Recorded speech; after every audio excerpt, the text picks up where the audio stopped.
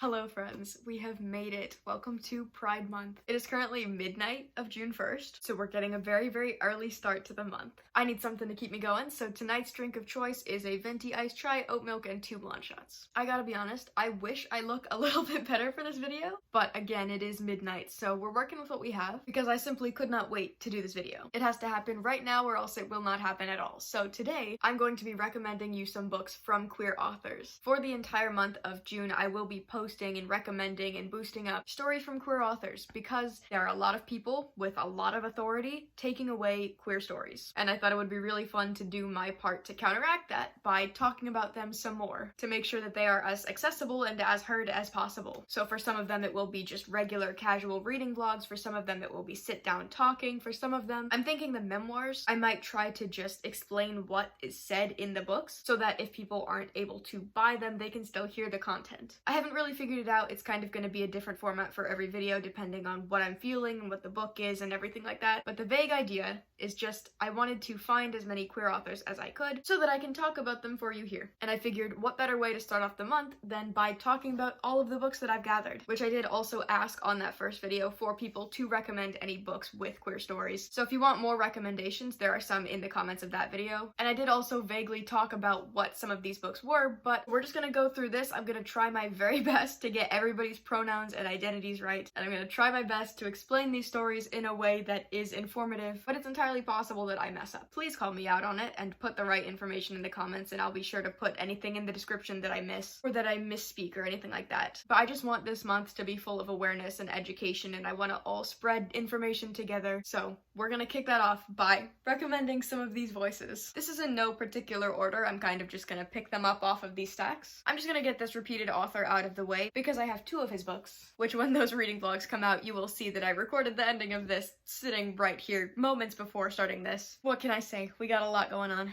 So the first author that I have that I really love is TJ Klune. I have Under the Whispering Door and also House in the Cerulean Sea, which people have talked about this book so much. It came out in 2020 and it's been popular on TikTok pretty much since then. This author is asexual and he's mentioned in interviews that that identity can shape the way that he writes these stories because both of these books have queer men in them, but the relationships aren't sexual, it's very much emotional. So for The House in the Cerulean Sea, you're following Linus. He is a caseworker. He goes to check up on orphanages, make sure that everything's going okay, that the children are being treated fairly. If they're not, he will report it, and the house will probably be taken down and the children will be sent away, whatever. He doesn't really care about what happens after, he just does his job, he reports what he sees, and he goes on his way. He's been working at this company for a very long time, and he gets sent on a 1-month in-depth investigation of this house. It's very top secret, it's very much kept away from everybody else. I mean, look at that. You can't get much more isolated than this building. So he gets shipped out there with no information about what he's getting into, and once he gets there, he finds out that these are not your average kids. Because, by the way, these are not just regular orphanages, they are for magical youth. He goes to this top secret house where he finds out that these kids are a little bit more special than your average magical youth. For example, one of them is the literal Antichrist. And from there, you're following him interacting with everybody in this household, including Arthur, who is the person running the whole place. This book is very big on found family. It's all of these kids who really, I mean, they're really not having good experiences growing up. People are not very accepting of them, and they're told that they are monsters and that they can never live normal lives, you know, because of these circumstances. They all come together, and then Arthur accepts them and he takes them into this orphanage. So you're getting to see all of their interactions, and then you also see this relationship between Linus and Arthur, and it's very sweet. And then with Under the Whispering Door, the story is very similar. In this one, you're following Wallace. Again, he's a businessman, he takes his job very seriously, and then one day he dies. And from there, you're following as he goes to this tea shop. He meets up with a couple people that work there, but also their job is to help him sort of accept this in-between space between life and death. And they just help him think about and reflect on all of that. It talks about darker death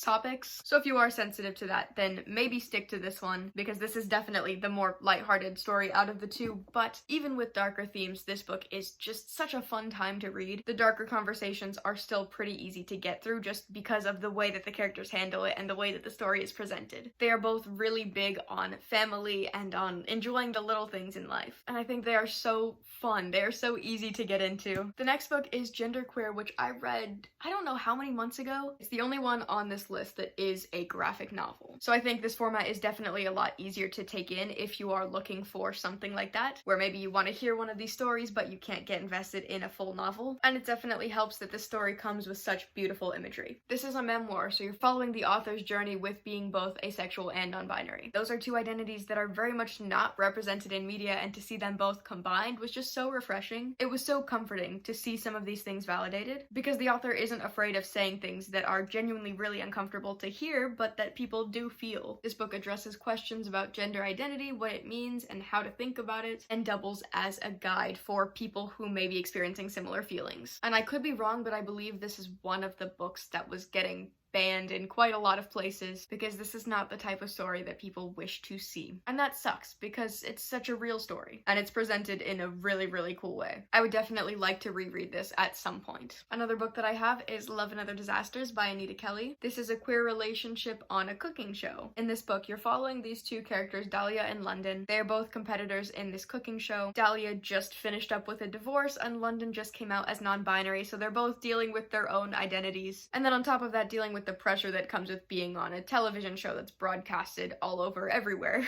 And while they're there, the two of them keep crashing into each other. And there's a pretty immediate connection between the two of them. I really, really love the line that it says, "Can London and Dahlia's growing relationship take the heat, or are they about to get burned?" I will say I have already read this. This is an open door romance. There are a couple of intimate scenes. So if that is something that you don't really want in a book, then this might not be for you. But I do think that the non-binary representation is pretty good. I really like the way that it plays out in this. These are the only 4 that I've read out of this stack. So for the rest of them, I'm kind of gonna be blindly talking. I could say things that are wrong, but I'm just gonna say what I know about them. And then as the month goes on, we will obviously see if those assumptions are correct. I have Closer Baby Closer by Savannah Brown. This is a collection of poems. It came out maybe earlier this year. Yes, it came out in 2023. I did get a signed copy. I don't know if I'm gonna do a video for this specifically just because it is very short and it is poems, so I don't really know what I would have to say about it, but I am very excited to read it because I really genuinely, I love Savannah's videos so much. I'm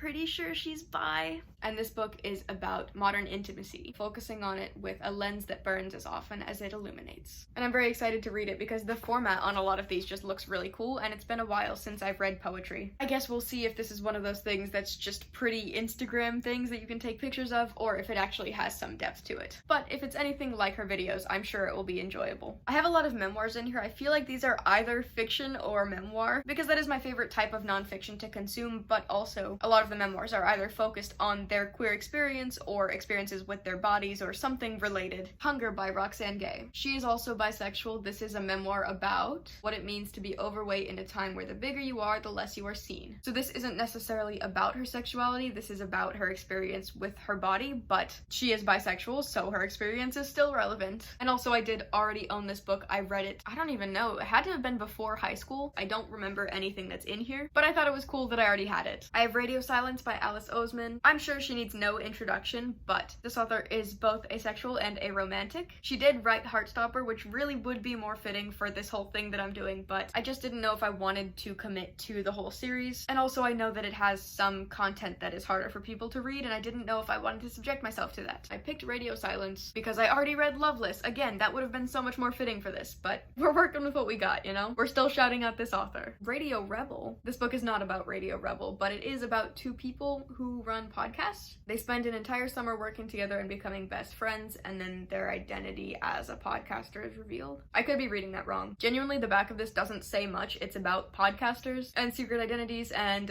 Radio Rebel. I already have a feeling that this isn't going to be a new favorite, but it will be a fun and lighthearted read. Maybe not lighthearted with the content, but lighthearted with the style. I know that's not really much of a recommendation. That's kind of just me sharing my opinion. But again, I haven't read any of these. My main goal with this video isn't to recommend them based on if I actually like them, it's just to recommend them because of who they came from. This next one, I'm not gonna say the name of. We got it in New York when we went for 2 days at the end of March. It's described as graphically sexual and one of the best-selling gay novels of all time. It's the story of a 39-year-old man who is looking for his dream lover in all the wrong places. I don't know if I'm gonna read this for a video just because I don't even know.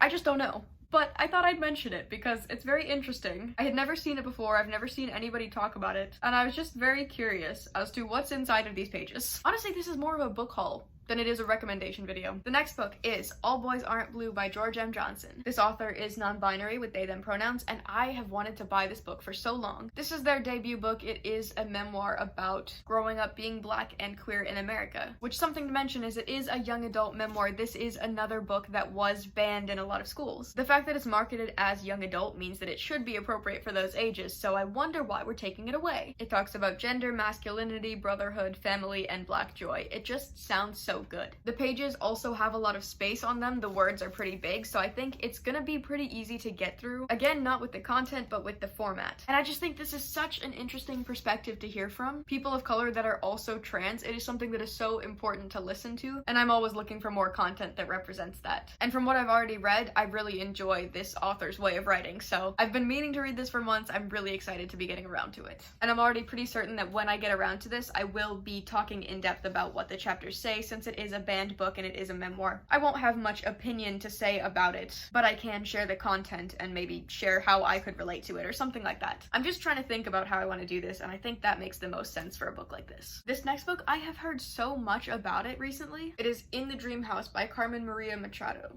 Machado.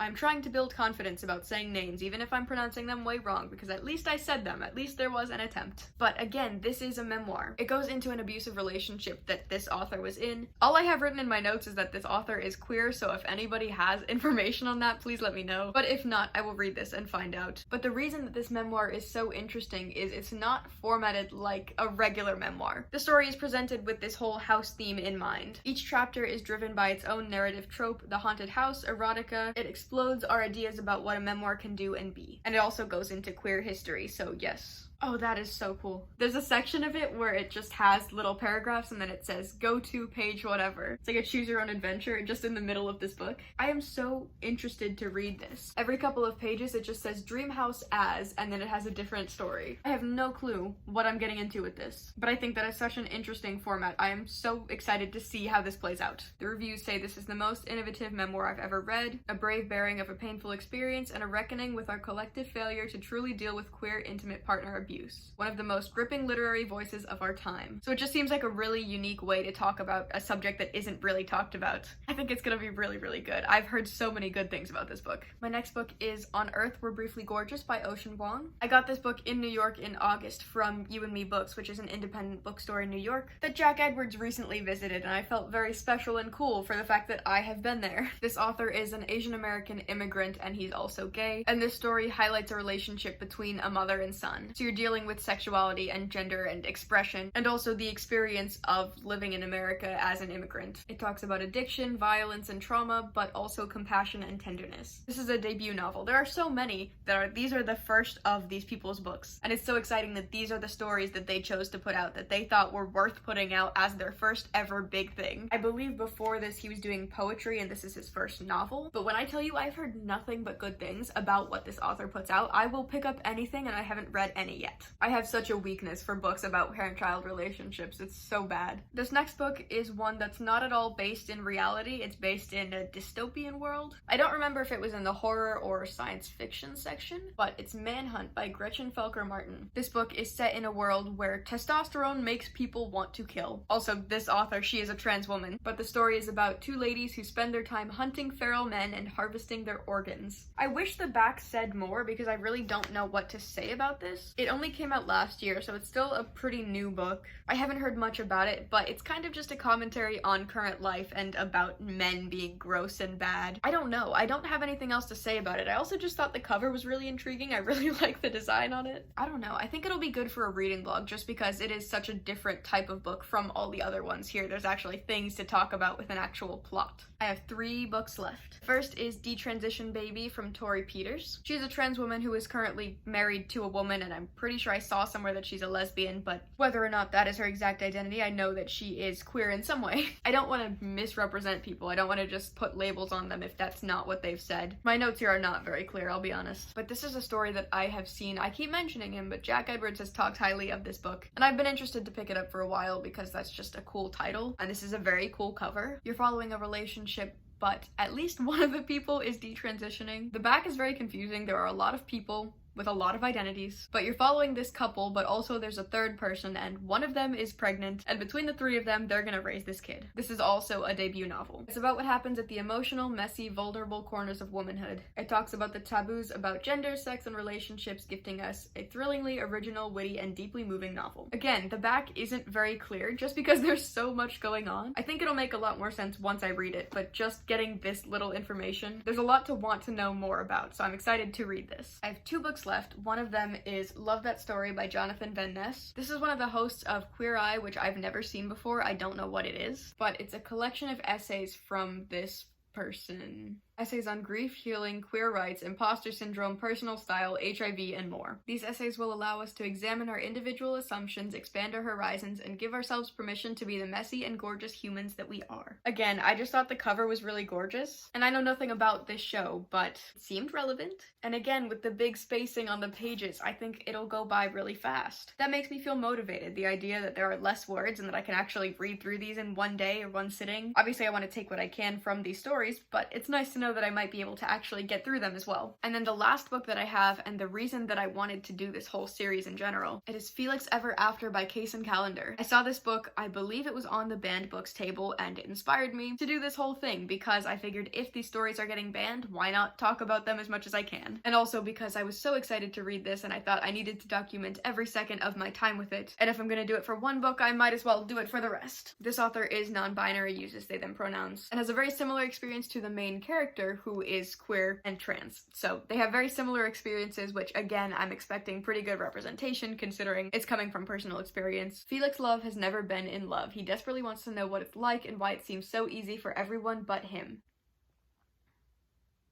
I remember why I wanted to record everything about this. We are the same. What's worse is that even though he's proud of his identity, he secretly fears that he's one marginalization too many, black, queer, and trans, to ever get his own happily ever after. It's an honest and layered story about identity, falling in love, and recognizing the love that you deserve. The cover is gorgeous. I love the main character. I love the little top surgery scars. I'm so excited to read this. And that completes my queer book haul / recommendations / plans for the month. I don't know what this is, but if you made it this far, you watched through it, so I'm very excited to read these books this month. I'm very excited to find other books this month. I'm feeling good about this whole thing. I'm feeling good about the idea. Physically, I'm not feeling good right now. It's 12:30 and I've been recording for maybe 2 hours right now. Unfortunately, this video needs to stop right now, but don't you worry because I will be right back here tomorrow for the first reading vlog. So if you made it this far, thank you so much for watching. If you like this video and you want to see more like it, you can subscribe to this channel or my main channel for where I post music content, or my Instagram, Spotify, TikTok, Goodreads, Storygraph, which I will link in the description for you. We got lots of reading to do. I will see you tomorrow. Bye.